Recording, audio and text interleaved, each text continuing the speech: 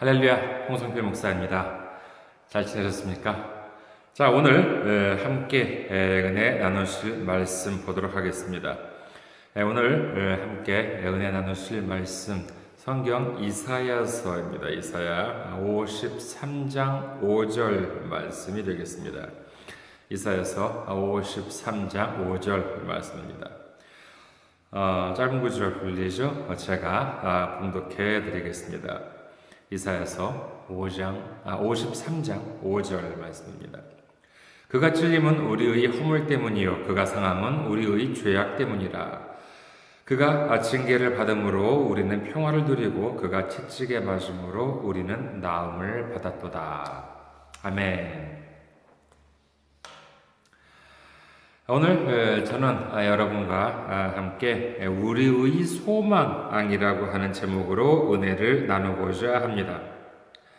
오늘 봉독해 드린 말씀은요, 이사야서 53장 5절 말씀은 기억하시는 분도 이제 계시겠지만은요, 지난 고난주간 때의 말씀 중에 일부입니다. 그때는 53장 3절에서 5절까지 함께 이렇게 은혜를 나누었었는데, 오늘은 이렇게 특별히 5절 말씀만을 가지고 살펴볼까 합니다. 사실 말씀을 드리자면요, 원래 다른 말씀으로 오늘도 좀 준비를 하고 있었습니다만은요, 그런데 이 말씀을 묵상하는 중에 제가 이렇게 준비하는 그 말씀이 자꾸 이렇게 이 말씀이 이렇게 와닿아요. 그러니까 이렇게 설교를 말씀을 이렇게 준비를 이렇게 하면은 어떤 구절이라고 하는 것을 이제 가지고 묵상을 이렇게 해가지고 이제 말씀을 준비하기 시작하는데, 이 말씀부터 이렇게 좀 어긋나기 시작을 하니까 출발점이 달라져요. 그래서 이렇게 좀 고민을 했습니다만은, 그래도 이게 좀 어떻게 좀 하나님이 좀 감동을 주시는 것일지도 모른다라고 하는 그러한 생각에 오늘 이 말씀을 또 다시 준비를 하게 됐습니다. 오늘 이 말씀을 나누는 가운데 우리에게 주님의 은혜와 사랑에 넘치기를 주님의 이름으로 축원드립니다. 우리 한번 이것에 대해서 생각을 해보았으면 좋겠습니다. 뭐냐면은 우리에게 소망이라고 하는 것이 있습니까? 있다고 생각하세요? 아니면 없다고 생각하세요? 저한테 있어가지고, 아니면은 이걸 보시는 분들 있어가지고, 나한테는 소망이 있나 없나 라고 이제 이렇게 생각을 하신 분들도 저도 이제 포함을 했어요. 그렇게 생각해 본 적 왜 없겠습니까? 당연히 있습니다. 여러분들은 어떠세요? 난 정말 소망이 없나 봐 라고 이제 이렇게 생각을 하실지는 모르겠습니다만은, 그렇지만은 여러분 교회에 갔을 때 여러분 목사님께서 이제 앞에 계시고 이제 앉아 계시는데, 여러분 소망이 있는 줄 믿으시는 분은 아멘 하시기 바랍니다. 그러면 아멘 하실 거예요? 다 안 하실 거예요? 하시죠. 그렇죠? 아멘, 저한테 소망이 있습니다 라고 이렇게 말씀은 하실 겁니다. 그런데 물론 소망이 있습니다. 소망이 분명히 우리한테는 있어요. 그런데 정말 언제는 그래요. 정말 소망은 무슨 소망이야. 절망밖에 없어. 희망이 없어. 정말 어떻게 나한테 이럴 수가 있을까? 정말 어떻게 이렇게도 일이 안 풀릴 수 있을까? 아이고, 내 팔자야. 전생에 무슨 죄를 그렇게 많이 지었길래 어떻게 이렇게 되는 일이 없어? 정말 미치겠다 라고 이제 이렇게 생각하는 분, 혹시 그런 생각을 해보신 적은 없으신지 모르겠습니다. 알베르 까미라고 하는 사람이 있습니다. 이 알베르 까미라고 하는 분은요, 프랑스의 소설가이자 수필가이기도 하고, 그 다음에 철학자이기도 해요. 그리고 이분이 나이 44살, 44살에 노벨 문학상을 받을 정도의 아주 정말 훌륭한 사람이라고 할 수 있겠죠. 죄송해요. 좀 코가 안 좋은 것 같아가지고 이해해 주시기 바라겠습니다. 그런데 이 44살, 44세에 정말 그 노벨 문학상을 받을 정도의 아주 정말 대단한 사람입니다만, 근데 이 소설에 이분의 이제 그 대표작이라고 할 수 있는 작품 중에서 이방인이라고 하는 소설이 있습니다. 저는 안 읽어봤습니다만은요, 그 줄거리를 적어놓은 곳이 있어가지고 잠깐 여러분께 설명을 해드릴까 합니다. 이 소설의 주인공은 메르소라고 하는 사형수입니다. 근데 이 작품을 통해서 그 소설에 등장하는 주인공만이 아니라 이제 주인공이 뭐라 그러냐면은요, 자기만이 아니라 이 세상 모든 사람은 다 사형수다라고 이제 이렇게 얘기를 한다고 합니다. 그런 말이 나오는지 아니면 그런 것들 전반을 통해 가지고 이제 그렇게 주장을 하는 것인지 모르겠습니다만은.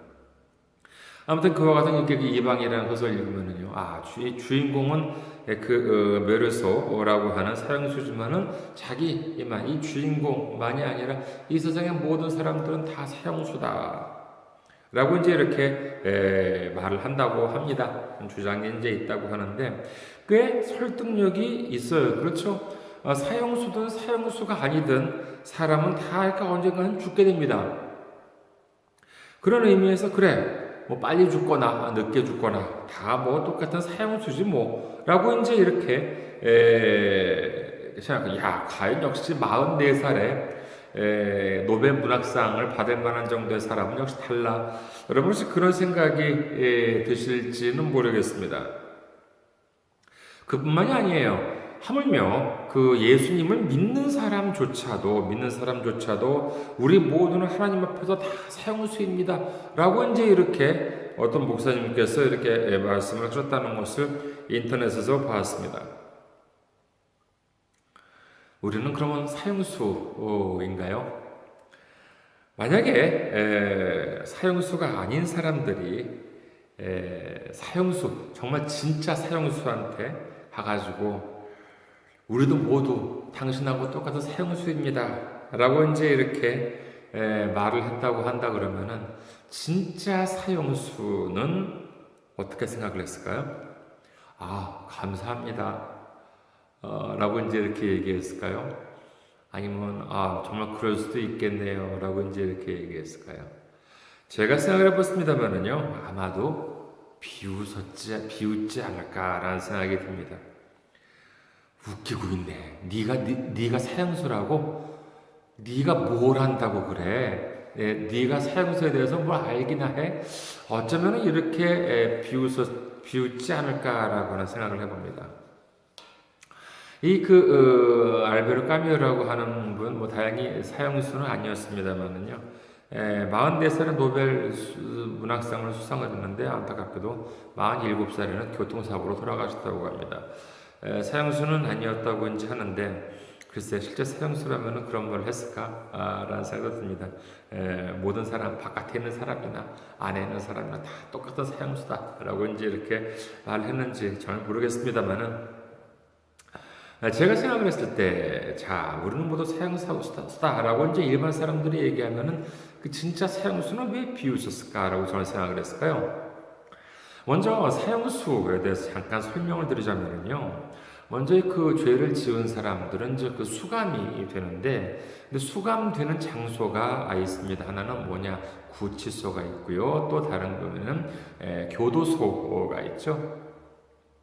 구치소와 교도소, 좀 일반 사람들이 뭐가 다른데 구치소랑 교도소 모른다 그렇게 무식하다고 그렇게 생각하지 마세요. 이런 거 모르는 게 좋은 거예요. 근데 구치소 알 필요가 없었으니까 몰랐던 거 아니에요. 얼마나 좋습니까? 다 이렇게 좀 좋아서 들어가는 데는 아니니까는요.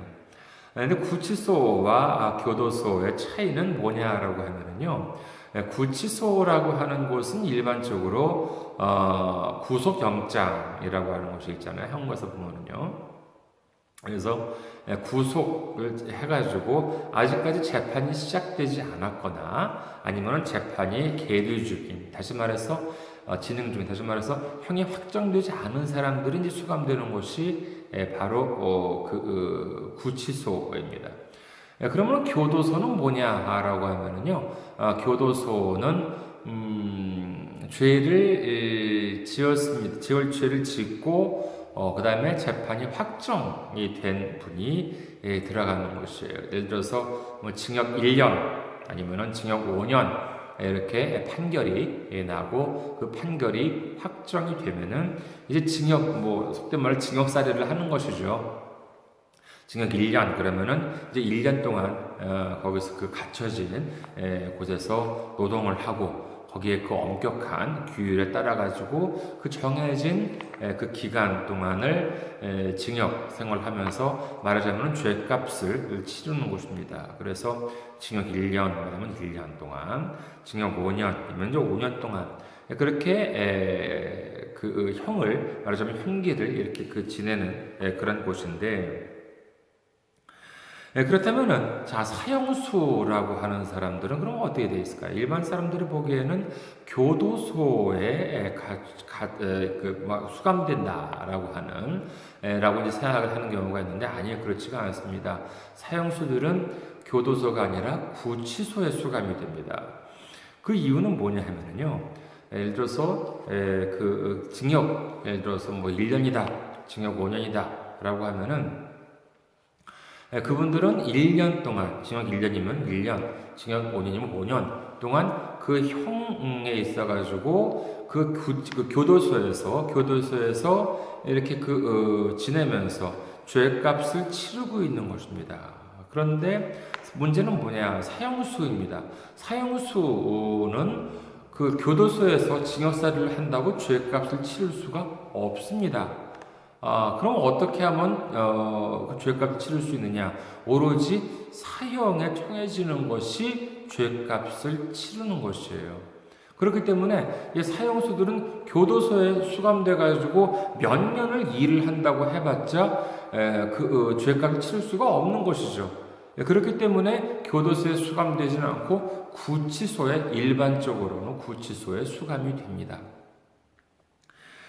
그리고 자, 그러면은요, 그리고 또 이제 그것만이 이제 차이가 있느냐라고 하면은요, 그렇지가 않습니다. 보면은, 똑같은 이른바 뭐 죄수라고 하는 것은 공식 명칭은 아닙니다.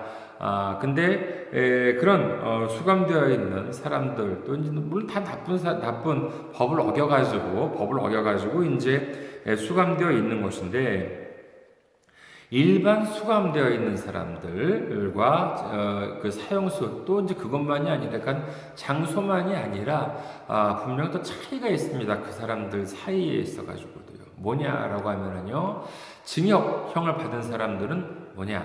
징역 1년이면 1년, 징역 5년이면 5년, 징역 10년이라 하더라도 징역 10년이라고 하더라도 그 형기를 마치면 어떻게 돼요? 바깥으로 나갈 수 있습니다. 석방이 될 수가 있어요.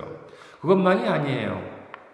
예를 들어서 징역 10년이다 라고 한다 하더라도 모범수로 정말 아주 성실하게 그 교도소에서 활동을 하잖아요. 그러면은 그 형기의 전체 3분의 1 이상을 마치면은 가석방 심사 대상이 됩니다. 그렇기 때문에 예를 들어서 뭐 10년, 징역 10년이라 10년이 보통 긴 건 아니죠.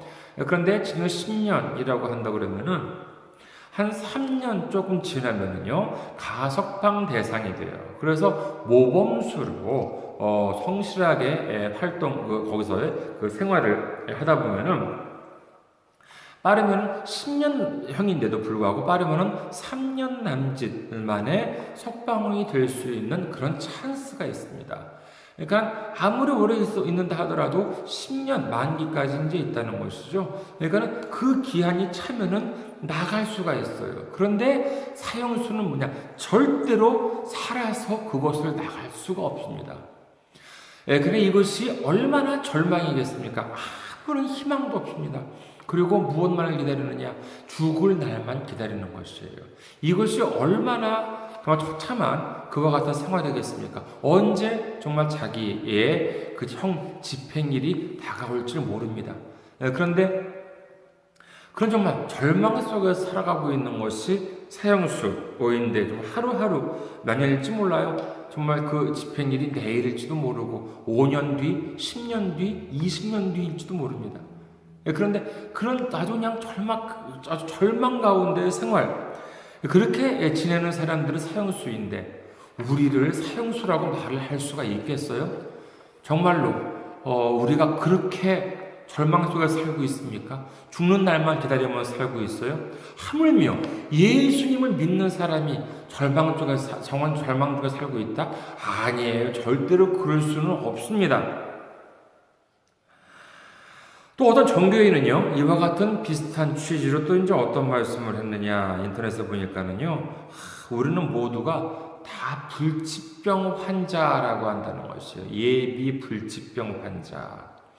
지금은 우리가 어떤 질병에 걸려있지 않지만은 언젠가는 병으로 죽는다라고 한다는 것입니다. 그렇기 때문에 언젠가는 병에 걸려서, 병에 걸렸는데 치료가 되었다 그러면 안 죽을 수도 있지만 언젠가 죽는다. 뭘로? 질병으로 죽는다. 그렇기 때문에 우리는 또 모두 다가 예비, 아직 병 걸리지 않았지만은 예비 불치병 환자다. 이렇게 말씀하시는 분이 계십니다. 이 말씀은 또 어떻게 생각하십니까? 문학적이네. 멋있네. 철학적이네. 그런 생각이 드세요? 아니에요. 그렇지 않습니다. 자, 여러분 생각해 보세요. 환자라고 하는 것은 무엇이에요? 환자라고 하는 사람은, 자, 우리가 배려를 해줘야 되는 것이 배려를 받는 사람이에요. 배려를 받는 사람이 환자입니다. 그리고 도와주는 사람이 아니라 도움을 받는 사람이 환자예요. 자, 그러면은 우리는 어떻게 해야 되겠습니까? 물론 몸이 아프거나 몸이 불편하거나 여러 가지 상황, 사정이 좋지 않은 사람 당연히 도움을 받을 분 당연히 있습니다. 그런데 우리가 모두 다 환자야. 우리가 모두 다 불치병 환자고 우리가 모두 다 사형수야. 그러면 우리가 누구를 도와줄 수가 있어요? 아니, 내가 환자인데, 내가 이제 지금은 아니지만 병에 걸릴 사람인데 어떻게 다른 사람을 도와줄 수가 있어? 내가 나중에 병 걸렸을 때 대비해야지. 우리는 그런 비참한, 그런 소극적인, 그런 비굴한 삶을 살아서는 안 되는 줄 믿습니다. 왜냐? 우리는 예수님을 믿는 사람이기 때문에 그렇습니다. 세상적 사람들도 그렇게 살면 안 되고 당당하게 살아가야 되는데, 하물며 우리 예수님을 믿는 사람이 그렇게 비굴하고 그렇게 나약하고 그런 그 삶을 살아서는 되겠습니까? 절대로 그렇지 않습니다. 요한복음 8장 31절에서 32절을 보겠습니다. 그러므로 예수께서 자기를 믿은 유대인들에게 이르시되 너희가 내 말에 거하면 참으로 내 제자가 되고 진리를 알지니 진리가 너희를 자유롭게 하리라 라고 말씀하십니다. 갈라디아서 5장 1절 보면은요, 그리스도께서 우리를 자유롭게 하려고 자유를 주셨으니 그러므로 굳건하게 하셔서 다시는 종의 멍에를 매지 말라라고 하십니다. 예수님께서는 우리에게 자유를 주셨습니다. 우리가 예수 그리스도 안에서 자유로움을 누리기를 예수님께서 원하고 계십니다. 우리가 얼마나 많은 사람들에게 복음을 전파하고 많은 사람을 돌보고 많은 사람한테 희망을 줘야 되는데 그런 걸 다 팽개치고 나는 사형수냐, 나는 예비 불치병 환자네 이러고 있을 새가 어디 있겠습니까? 자, 그렇다면 우리가 자유를 누릴 수 있는 근거가 무엇이냐라고 하는 것을 생각을 해봐야 되겠습니까? 생각을 해봐야 되겠습니다. 그것은 뭐겠습니까? 바로 오늘 말씀이라고 할 수 있겠습니다. 다시 한번 볼까요? 이사야 53장 5절 말씀입니다.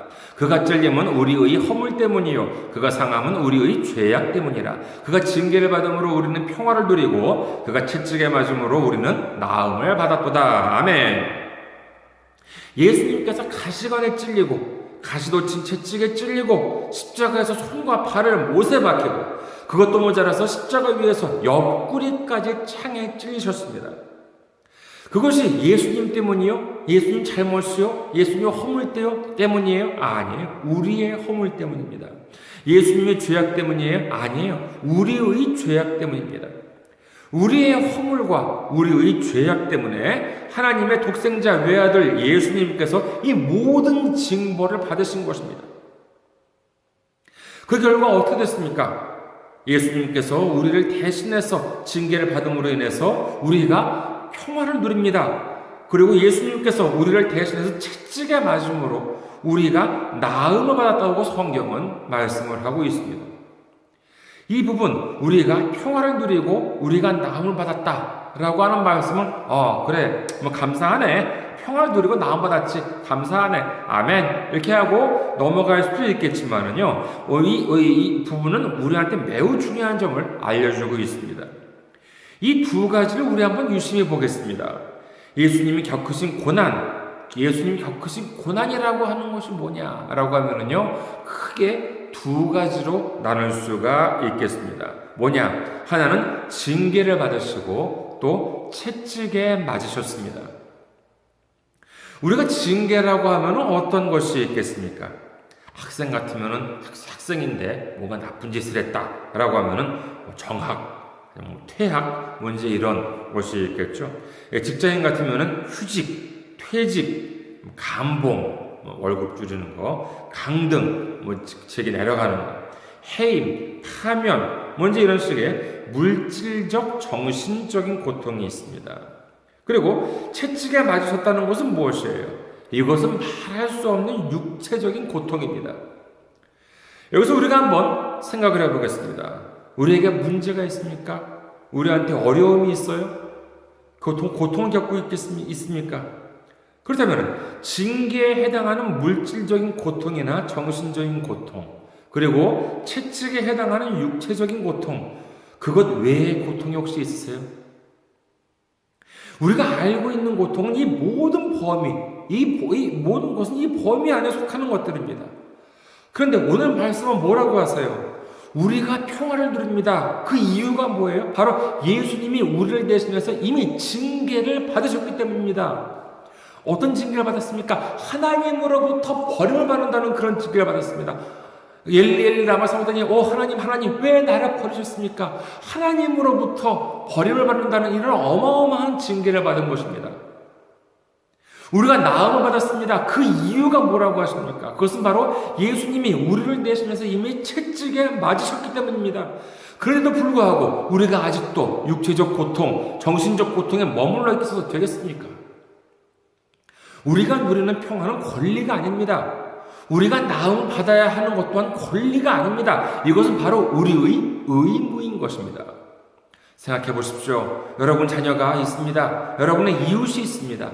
여러분의 자녀가, 여러분의 이웃이 곤경에 처해 있을 때 여러분이 노력을 해가지고 그 문제를 해결해 주었습니다. 아니면 여러분의 자녀가 아니면 여러분의 이웃이 질병을 앓고 있는데 여러분이 어렵게 약을 구해줬어요. 아니면 여러분이 어렵게 치료비를 마련해 줬습니다. 그 덕분에 질병이 나았어요. 그런데도 불구하고 그 얼굴에 아직까지도 수심이 가득 차 있다고 하면 여러분의 심정은 어떻겠습니까? 바로 그럴 때 우리는 그 이웃이나 자녀가 어떻기를 바라겠습니까? 다 나았어요. 문제가 다 해결해 줬습니다. 내가 다 애써가지고 다 문제를 해결해 줬어요. 그러면 그 이웃이나 우리 자녀가 어떻게 하기를 바라겠습니까? 바로 기뻐하기를 바라겠죠. 하나님도 마찬가지입니다. 기뻐하기를 바랍니다. 감사하기를 바랍니다. 데살로니가전서 5장 16절에서 18절을 보겠습니다. 데살로니가전서 5장 16절에서 18절 항상 기뻐하라 쉬지 말고 기도하라 범사에 감사하라 이것이 그리스도 예수 안에서 너희를 향하신 하나님의 뜻이니라. 에베소서 5장 20절에서 21절 범사에 우리 주 예수 그리스도의 이름으로 항상 아버지 하나님께 감사하며 그리스도를 경외함으로 피차 복종하라. 빌립보서 2장 18절 이와 같이 너희도 기뻐하고 나와 함께 기뻐하라. 빌립보서 4장 4절 주 안에서 항상 기뻐하라. 내가 다시 말하노니 기뻐하라 라고 누차 되풀이해서 성경은 말씀을 하십니다. 우리가 기뻐하고 감사하는 것은 권리가 아닙니다. 해도 되고 안 해도 되고 하는 그런 선택의 여지가 있는 것이 아니라 아까 뭐라고 말씀드렸습니까? 의무입니다. 선택의 여지가 없어요. 우리는 기뻐해도 되고 안 기뻐해도 되고 그런 것이 아니라 우리는 반드시 기뻐해야 될 의무가 있는 것입니다. 하나님이 우리더러 그러면은 괜히 기뻐하라고 그래요? 아닙니다. 예수님께서는요, 2000년 전에 우리를 대신해서, 나를 대신해서 내가 받을 징계를 받으시고 내가 받을 채찍을 받으심으로 인해서 우리가 받을 물질적, 정신적, 그리고 육체적 고난, 고통을 모두 해결해 주셨습니다. 그런데 왜 우리가 아직도 고통 속에서 허우적거려야 하느냐라고 하는 것입니다. 제가 이런 말씀을 드리면은요, 아마 어떤 분은 이렇게 생각하실지 모르겠습니다. 아이고, 홍 목사, 기뻐한다고 내가 지금 문제가 해결이 돼? 기뻐한다고 내 병이 나? 기뻐한다고 내가 지금 빚이 어떻게 하면 해결이 돼? 제가 그 심정을 왜 모르겠습니까? 저도 인간적으로 본다 그러면 문제, 지금까지도 문제 많았고요. 지금 현재 상태에 있어가지고도 문제 많이 있습니다. 그럼에도 불구하고 뭐예요? 기뻐하라라고 예수님께서는 명령을 하고 있는 것입니다. 사도행전 4장 11절에서 12절을 보도록 하겠습니다. 사도행전 4장 11절에서 12절. 이 예수는 너희 건축자들의 버린 돌로서 집 모퉁이의 머릿돌이 되었느니라. 다른 이로서는 구원을 받을 수 없나니 천하 사람 중에 구원을 받을 만한 다른 이름을 우리에게 주신 일이 없음이라 하였더라. 히브리서 12장 2절에서 3절. 믿음의 주여 온전하게 하시는 이인 예수를 바라보자. 그는 그 앞에 있는 기쁨을 위하여 십자가를 참으사 부끄러움을 개의치 아니하시더니 하나님 보좌 우편에 앉으셨느니라. 너희가 피곤하여 낙심하지 않기 위하여 죄인들이 이같이 자기에게 거역한 일을 참으신 일을 생각하라. 참 마지막 말씀 인상 있죠? 너희가 피곤하여 낙심하지 않기 위해서 죄인들이 이같이 자기에게 거역한 일을 참으신 일을 생각하라. 예수님을 생각하라는 것입니다. 우리는 우리에게 구원을 주시는 이름, 우리를 온전하게 하시는 이름인 예수를 붙잡아야 합니다. 그리고 예수를 바라보아야만 합니다. 광야에서 불뱀한테 물려서 허덕이는 이스라엘 자손들에게 하나님께서 하신 말씀을 봅니다. 민수기 21장 8절에서 9절 말씀입니다. 민수기 21장 8절에서 9절. 여호와께서 모세에게 이르시되 불뱀을 만들어 장대 위에 매달아라.